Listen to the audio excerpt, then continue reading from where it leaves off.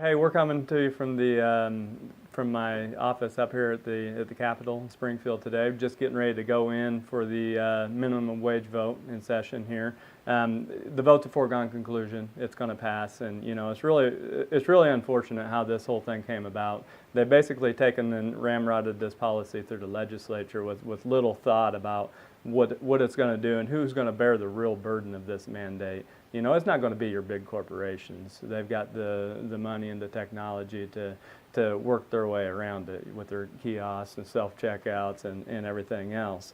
But my thing is, what's it going to do to the small town businesses, the grocers, the diners, the other small margin, small business in our part of the state? They're already struggling to even survive. How does this policy look out for them at all? What's a 80% increase in wages over the next 5 years? That's simply going to put these people out of business. They can't afford to do it, and they certainly can't compete with the big box stores at that level. They struggle enough already.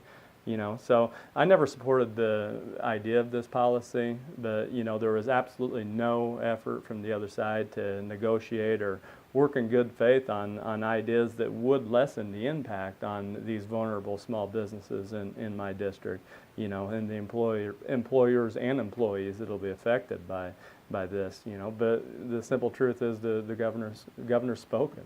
There'll be no compromise. They made that very clear. There's no negotiations no acknowledgments of the regional differences between our part of the state and his. Really, the bottom line is all we get is another short-sighted, purely political policy that's designed to make politicians, look good and feel good about themselves, all the while denying a voice to the very people that they're supposed to be supporting. So there'll be a lot of backslapping and taking a victory lap on this policy, but I think that they just need to know that their political victory, because this is what it is going to have a devastating effect on small business owners in my part of the state, and in turn that's not going to be good for employees either. So it's disappointing. It has to go down this way. Especially in light of all the talk of compromise and working together that we got at the beginning of the month or back in January. But this is the realities that we're facing up here. We got the deck stacked against us in a lot of ways, but we're going to keep on fighting and figure out how we can have a voice to move our part of the state forward.